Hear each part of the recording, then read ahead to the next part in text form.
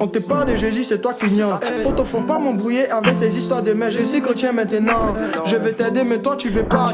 On te parle du vrai Dieu, mais toi t'es encore dans les couleurs avec Bel Air. Attends, fumer la drogue là, Joe. T'en as pas mal. Hier j'étais comme toi, j'étais dans tout sortes de débats. Dansant vivant de 22h à 6h. Pensant que c'était ça, la vraie vie. Et Dieu vient nous sauver. Mais regarde ce qu'il a fait pour moi. Shalom à tous, je suis Simaria Daniela de la pastorale pour la propagation de l'évangile. Aujourd'hui, nous recevrons le berger Edouard qui va nous parler de sa diaconie. Shalom berger Edouard. Shalom Simaria. Comment allez-vous berger? Je vais bien. Okay. Est-ce que vous pouvez nous présenter brièvement votre diaconie et sa mission au sein de la Bible? Alors, d'accord. Bon, merci pour cette opportunité que nous accorder de parler de notre diaconie. Alors, je suis le berger Edouard Kwasi, en charge de la diaconie, planification stratégique et de l'expansion. Alors, notre mission est le suivi du développement de la communauté, en termes de planification et aussi en termes de stratégie. De façon résumée, c'est un peu ça. Voilà, notre diaconie. Oh, d'accord. Aujourd'hui, la PPE a 20 ans. Est-ce que vous avez une anecdote ou un moment marquant que vous avez vécu au sein de votre diaconie ou même au sein de la PPE? Oui, en effet, les anecdotes, il y en a de plus tard, parce que je me souviens que quand on était au quinquennat numéro 1 où on réfléchissait à mettre en place les axes stratégiques, je me souviens que quand on a fini, on avait surnommé notre frère, le berger Donald, quand on le voyait, quand on le voyait, tout de suite on pensait au quinquennat. Pensant que certains de nos frères l'avaient surnommé le maître du quinquennat. D'accord. Comment votre diaconie évolue depuis sa mission, depuis sa création jusqu'à maintenant? Alors, elle a évolué dans le sens que la communauté a 20 ans aujourd'hui, donc elle a évolué aussi avec la communauté, non seulement en termes de membres, parce qu'on a commencé avec 6 membres, le mois est bon avec 2 membres, le berger en second mois. Donc, au fil des années, l'équipe s'est étoffée avec la création de la division informatique avec le frère Martin, qui s'occupe de tout ce qui est informatique, stratégie, de tout ce qui était comme application, de tous les domaines informatiques qu'il faut. On a aussi, dans la même veine aussi, entamé aussi la partie BTP, d'accord, avec Eden, avec les différents centres dont on a initié, avec le frère Joël qui s'occupe de la partie BTP et tout ça. Bien sûr, avec notre grand patron, le frère lui-même qui coordonne avec le maître de maître toute la diaconie. D'accord, merci berger.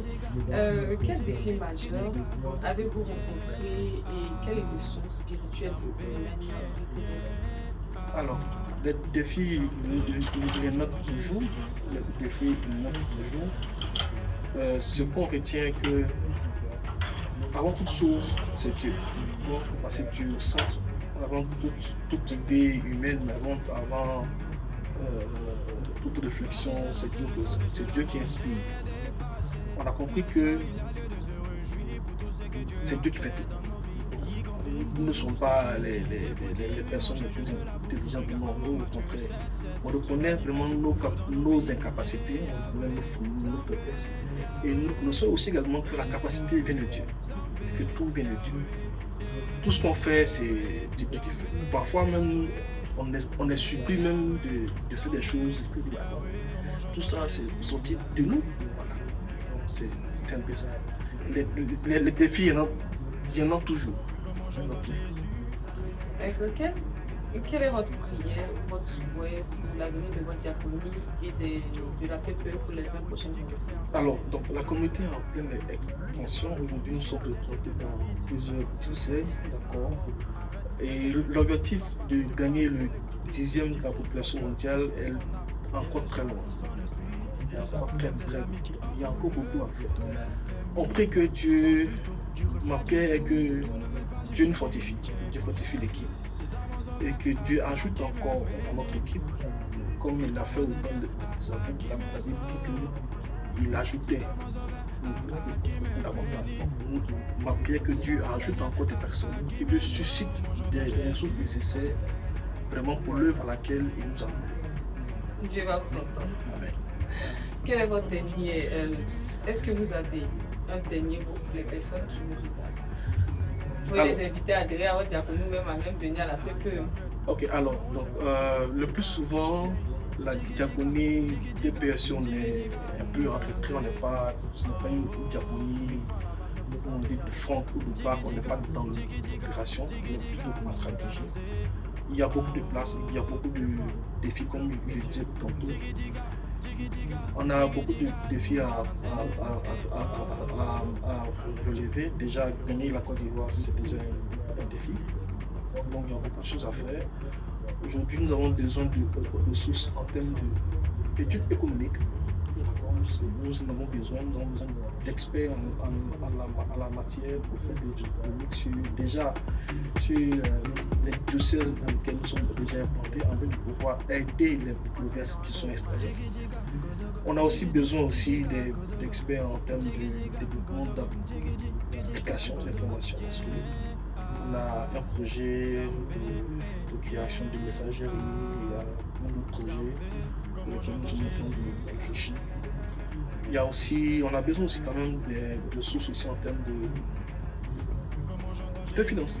De finances pour penser stratégie, pour penser vision économique, comment est-ce que la communauté va s'installer, comment est-ce que les membres vont se mettre. Il y a beaucoup de choses à faire. N'hésitez pas à nous contacter, je suis là, ou j'ai ton dossier là, nous approcher. On travaille dans l'ombre.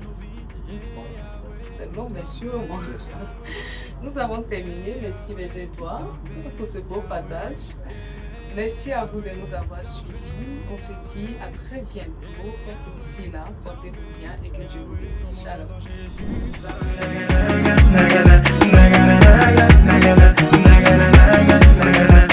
Comment j'entends Jésus?